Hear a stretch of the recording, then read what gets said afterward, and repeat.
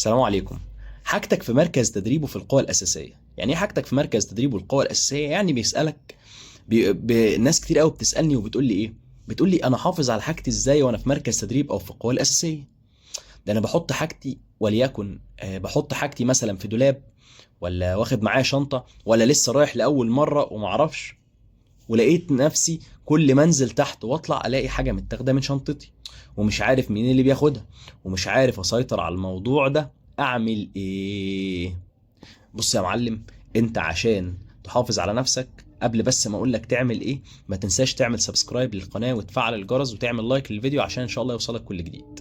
طيب، تحافظ على حاجتك ازاي سيادتك؟ بتحافظ على حاجتك بانك انت تعمل ايه؟ بانك انت يكون معاك حاجتك الاساسية دايما في جيبك. يعني وليكن بتعمل جيوب كده جوه لبسك، دايما الجيب ده فيه الفلوس بتاعتك اللي معاك. واخد بقى فلوس معاك، كنت رايح في مركز تدريب واخد فلوسك معاك، يبقى انت عندك جيب داخلي جوه الشورت، اللي هو حتى لو لبسك الداخلي تكون حاطط شورت جواه، تكون حاطط جيب جواه، او في بنطلونك تكون حاطط جيب جوه. المهم الجيب ده يكون بسوسته، فتقدر تحافظ بيه على حاجتك، وتكون السوسته دي محكمه، تقدر تحافظ بيها على ايه؟ على فلوسك، تليفونك لو معاك، على حسب المكان اللي انت فيه، والحاجات اللي هي الضرورية اللي هي ممكن تتاخد من وراك.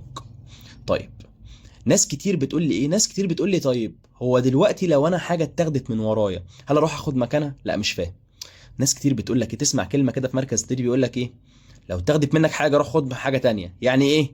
يعني هي ماشية كده، انت بتاخد من اللي بعدك، والله تاخد حاجة من وراه، حاجة ناقصاك، مثلا المخلة بتاعتك مثلا ناقصها بيادة، فتروح في واحد قاعد جنبك نزل، تروح واخد البيادة بتاعته، تمام، هو ما يعرفش. وهكذا بتعمل كده؟ لا، ما تعملش كده. امال تعمل ايه؟ يا ريت تحافظ على حاجتك. تحافظ على حاجتك ازاي؟ بص، في اقفال معينه، الاقفال دي ما بتكونش سهله انها تتفش، ولا سهله، عشان حد يفشها لازم ياخد وقت. فانت الاقفال دي هو الحاجات اللي بتتاخد بتبقى حاجات محطوطه، مش بحاجه مش محكمه.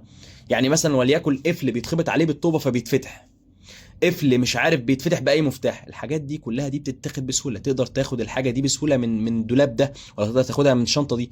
انما الحاجات اللي هي المحكمه ما بتتاخدش. حاول بقى كل حاجه تعملها تكون بتتعمل قفل يكون كويس. مش شرط يكون القفل كبير قوي، ما تجيبليش قفل عامل كده عشان تحمي حاجتك، ولكن ممكن تجيب اقفال صغيره. الاقفال الصغيره دي بس اقفال صغيره، اقفال نظيفه، تقدر تحكم بيها حاجتك، تقدر تدخلها ما بين السوست بتاعت الشنطه، وتقفل بيها ما بين الشنط، فما يقدرش حد يفتح شنطتك وياخد حاجه. ده بالنسبه لللبس والحاجات دي كلها. انما بالنسبه للحاجات الاساسيه اللي هي التليفون، او الفلوس، او لو انت معاك اي حاجه تانية واخدها معاك في مركز تدريب سامحين لك بيها عباره عن جهاز، حاول تخلي الحاجات دي معاك، عشان الحاجات دي لو اتثابت في الاوضه وانت مش محافظ عليها ما تلومش غير نفسك. هتلاقي ناس معاك امينه وناس كويسه، بس هتلاقي برضو ناس معاك مش كويس، وواحد يحتاج حاجه راح واخدها او بتاع.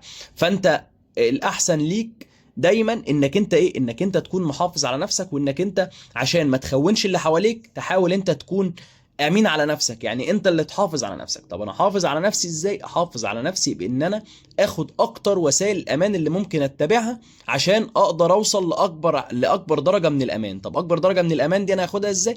هتاخدها بانك انت تكون محصن نفسك، حاجتك الاساسيه محطوطه في جيوبك، ومحطوطه في بنطلونك، تبقى عامل سوست. الحاجه التانيه انك انت تكون محافظ على حاجتك باقفال، ولو ليك دولاب حافظ على دولابك، ما تمرمطوش، ما تهنوش، ما ترميش حاجتك بره، ما ترميش حاجتك بعيدة عن الشنط. حاول تحافظ على حاجتك. الحاجات دي هي اللي بتخليك تحافظ على حاجتك.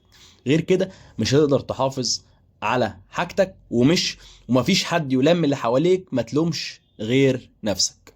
بالتوفيق ان شاء الله. ولو احتجت اي حاجة اكتب لي سؤال ان شاء الله. بالتوفيق يا شباب. شكرا، سلام عليكم.